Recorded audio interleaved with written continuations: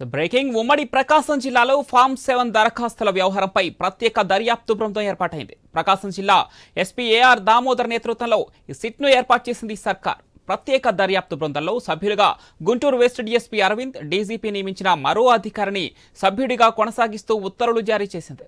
YCP హయాంలో పర్చూరు నియోజకవర్గంలో ఓట్లను తొలగించేందుకు ఫామ్ 7 దరఖాస్తులు తీసుకున్నట్లు ఆరోపణలున్నాయి. 24,000 ఫామ్ 7 దరఖాస్తులు పెట్టడంపై సిట్ నియామకమైంది. పెద్ద ఎత్తున ఫామ్ 7 దరఖాస్తులు చేశారంటూ ఎమ్మెల్యే ఏలూరి సాంబశివరావు ఫిర్యాదు చేయడంతో ఈ కేసు దర్యాప్తులో భాగంగా పూర్తి విచారణాధికారాలను సిట్కు అప్పగించింది ప్రభుత్వం. ఈ దర్యాప్తు పురోగతి నివేదికను కేంద్ర ఎన్నికల సంఘానికి కూడా నివేదించాలని ఆదేశాలు జారీ చేసింది. ఎవరినైనా అరెస్టు చేసేందుకు, సోదాలు చేసేందుకు సిట్కు పూర్తి అధికారాలు కల్పించింది. ఇక ఫామ్ 7 దరఖాస్తుల వ్యవహారంపై మరిన్ని డీటెయిల్స్ మా ప్రతినిధి సుధాకర్ ఫోన్లో అందిస్తారు. సుధాకర్.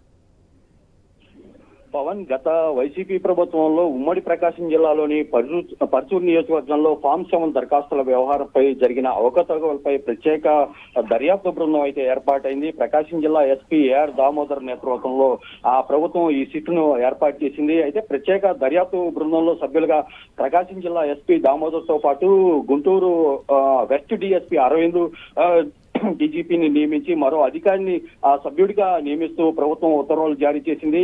అయితే గత వైసీపీ హయాంలో పర్చూరు నియోజకవర్గంలో ఏదైతే టీడీపీ మద్దతుదారుల ఓట్లను తొలగించేందుకు తప్పుడు ధృవీకరణ పత్రాలతో ఏదైతే 24,000 ఫామ్ 7 దరఖాస్తులను ఉపయోగించి ఓట్లను తొలగించడంపై మాత్రం అభ్యంతరాలు వ్యక్తమయ్యాయి. ఈ నేపథ్యంలోనే ప్రభుత్వం ఈ ఘటనపై పూర్తి స్థాయిలో దర్యాప్తును చేసేందుకు సిట్ను నియమించినట్లుగా తెలుస్తుంది.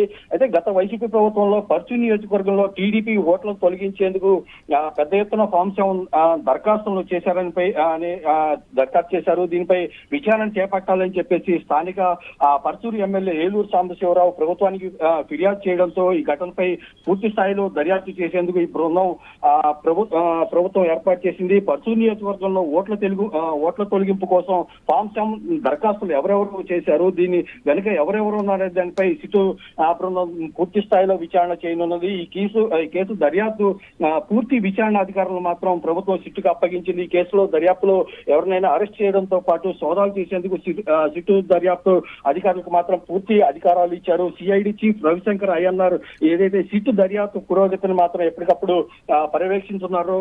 అయితే సిట్టు దర్యాప్తు పూర్తయిన తర్వాత ఈ నివేదికను కేంద్ర ఎన్నికల సంఘం దృష్టికి కూడా తీసుకెళ్లినట్లు మాత్రం తెలుస్తోంది. పవన్.